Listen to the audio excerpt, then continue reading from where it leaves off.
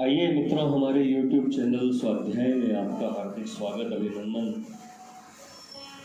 आज हम आपसे चर्चा करेंगे समुद्र गर्जन इस शीर्षक पर संक्षिप्त ज्ञान चर्चा आपसे करेंगे। अगर आपने हमारे चैनल को लाइक और सब्सक्राइब नहीं किया है तो आपसे निवेदन है, कृपया चैनल को लाइक और सब्सक्राइब अवश्य करें।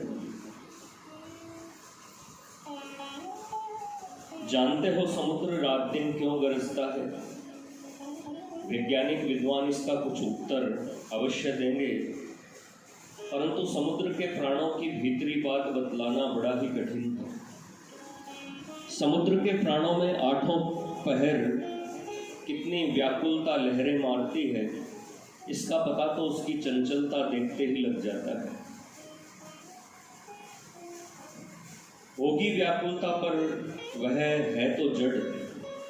एक तरह से हम लोग भी जड़ नहीं है, पर उसके अंदर भी वह चेतना तो है ही जो सारे विश्व में व्याप्त है। तब उसमें व्याकुलता क्यों नहीं रह सकती?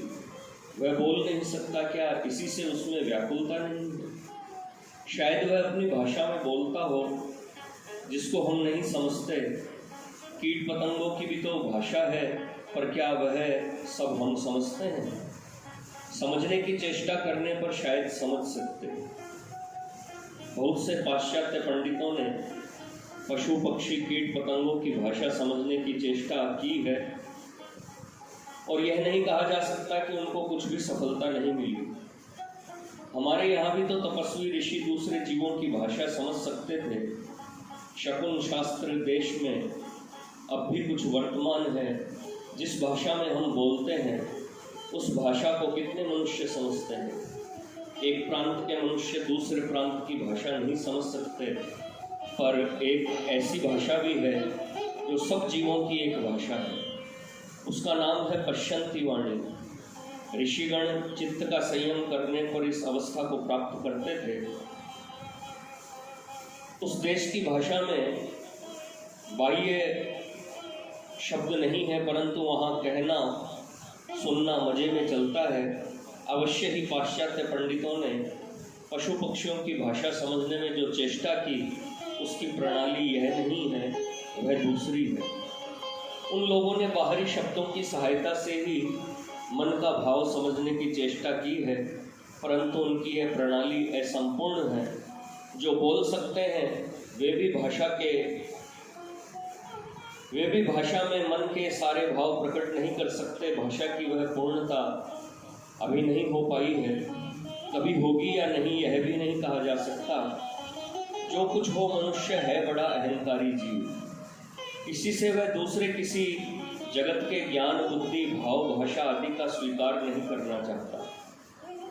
पर यह सब छाती के जोर के सिवा और कुछ भी नहीं है। एक बाघ भी मनुष्य का गला पकड़कर उसका खून पीते हुए यह सोच सकता है कि मनुष्य ज्ञानी जीव है, ज्ञानी तो हम हैं, तभी तो इनका गला पकड़कर खून पी रहे हैं। वास्तव में जहाँ भाव है वहाँ भाषा भी है। यह बात समझ लेनी चाहिए। खैर, अब जरा समुद्र के प्राणों की बात समझने की चेष्टा कीजिए।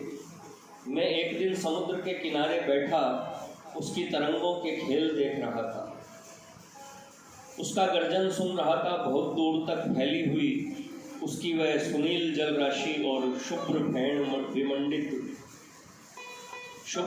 विमंडित तरंग मालाओं का उत्थान पतन प्राणों में कैसे विलक्षण भाव की जागृति कर रहा था। समुद्र के उस सीमाहीन जल में मेरी सीमाबद्ध इंद्रियों की सारी शक्तियां डूबने लगी। मेरे पास एक मनुष्य और बैठे थे। वह कहने लगे, बाबा, आठों पहर यहाँ तो यही शो शो शब्द होता है, यहाँ भी कभी मन स्थिर हो सकता है? मैंने ये शब्द सुनकर सोचा, अवश्य ही बाहर से देखने पर तो यही समझ में आता है, परंतु मैंने अनेक बार परीक्षा की है। समुद्र का गर्जन सुनकर एक बार चित्त अवश्य विक्षिप्त होता है, परंतु कुछ समय तक चुपचाप सुनते रहने पर मन का कार्य स्वमेव बंद होने लगता है। फिर मन किसी भी दूसरे शब्द की ओर नहीं जाना चाहता। क्रमशः जब उस शब्द में और भी सूक्ष्म एकतांता हो जाती है तब तो बाहर के शब्दों की तरफ मन बिल्कुल ही नहीं जाना चाहता। फिर देखा जाता है कि वह सूक्ष्म एकांता हमारे प्राणों में और समुद्र में क्रमशः जम रही है। इसके बाद थोड़ी ही देर में हमारी रितंत्री के तार समुद्र के वीणा तारों के साथ एक तान से बज उठते हैं। केवल एक ही ध्वनि निकलती है। उस समय यह पहचानना कठिन हो जाता है कि कौन सा स्वर किसका है। फिर उसमें भी नीरवता छाने लगती है। सारे शब्द मानो एक महाशून्य में मिलकर विलीन हो जाते हैं।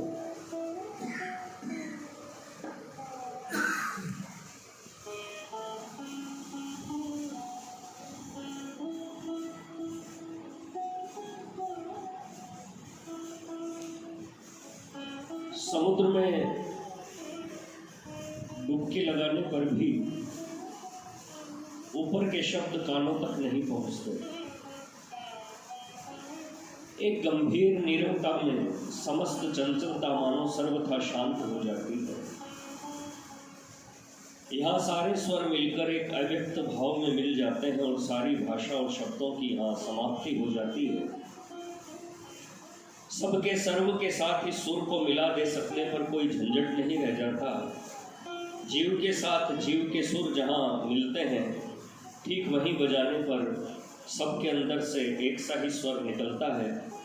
तब यह बात समझ में आती है कि हम सबके साथ अभिन्न भाव से एक हैं और एक ही जगह पर स्थित हैं। भगवान के साथ भी इसी तरह सुर मिला देना चाहिए। यही तो उन्हें पाने का साधन है।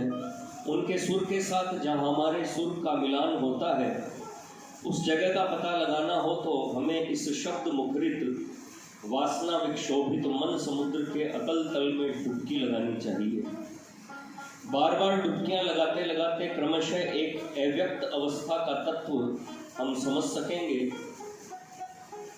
उस अवस्था में इस जगत के शब्द, स्पर्श, रूप, रस, गंध सभी एकाकार होकर एक साथ मिल जाएंगे।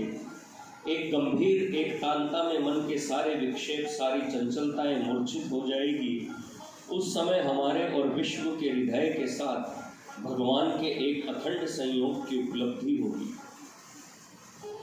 निर्वात दीप शिखा की तरह मन एकाग्र, निश्चल और स्तब्ध हो जाएगा। इसी अवस्था को योगी द्वंद्वातीत अवस्था कहते हैं।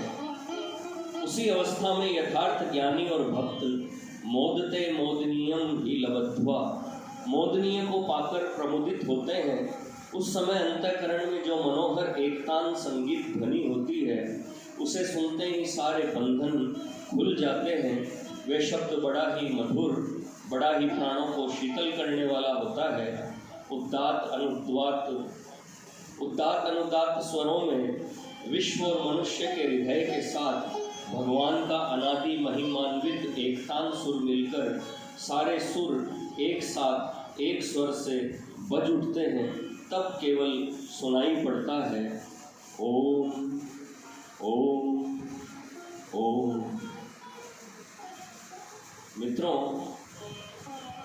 यह थी समुद्र गर्जन शीर्षक पर संक्षिप्त ज्ञान चर्चा। अगर आपको हमारा चैनल पसंद आए तो इसे लाइक और सब्सक्राइब अवश्य करें। धन्यवाद।